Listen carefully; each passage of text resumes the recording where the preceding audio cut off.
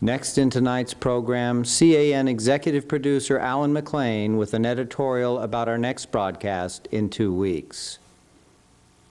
According to the Washington, D.C.-based National Gay and Lesbian Task Force, assaults against gay people doubled in 1987 compared with the previous year. Astonishingly, the rate of violence in San Francisco led the nation. San Francisco has a long history of criminal justice system incompetence when it comes to crimes of violence against gays and lesbians, and subsequent whitewashing by the police commissions. The most glaring example is police officer Dan White's slap on the wrist for his cold-blooded murder of Mayor Moscone and Supervisor Harvey Milk. When it comes to gay murder, the system traditionally breaks down, whether it's a Twinkie defense or a homosexual panic defense.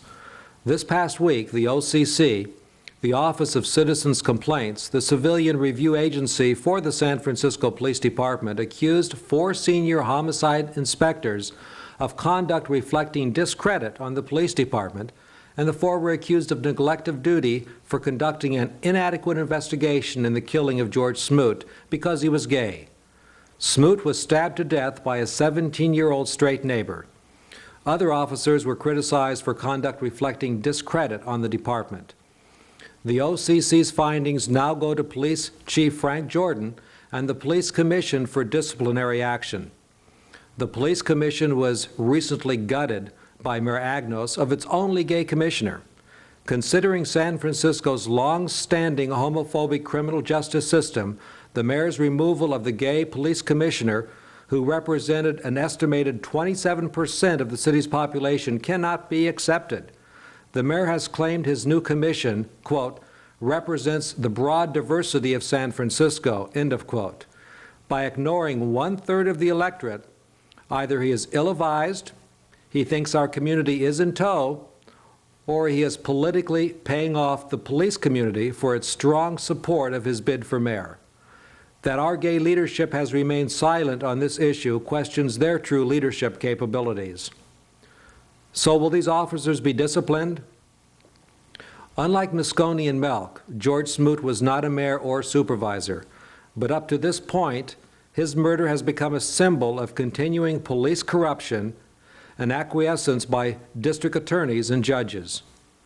Marvin Dean, one of the inspectors accused of neglect and misconduct in the investigation of the Smoot case, was also in charge of another recent gay murder. This time, the gay victim, Stephen Maeda, had his throat slit by a 19-year-old straight youth. In both the Smoot and Maeda cases, the teenage killers used the homosexual panic defense. They said they killed because they were approached by a gay man. We demand the Police Commission remove Marvin Dean from all gay murder investigations immediately.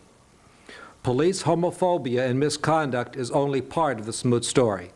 The District Attorney's Office undercharged the crime, and the judge's comments about Smoot after the trial are appalling. In 2 weeks, on August 4th, watch C.A.N.'s rebroadcast of our half-hour documentary on the killing of George Smoot and the blatant miscarriage of justice, San Francisco style. Find out who George Smoot was and why some say Judge Daniel Weinstein should be immediately removed from the bench. Thank you for watching tonight's broadcast. Good night.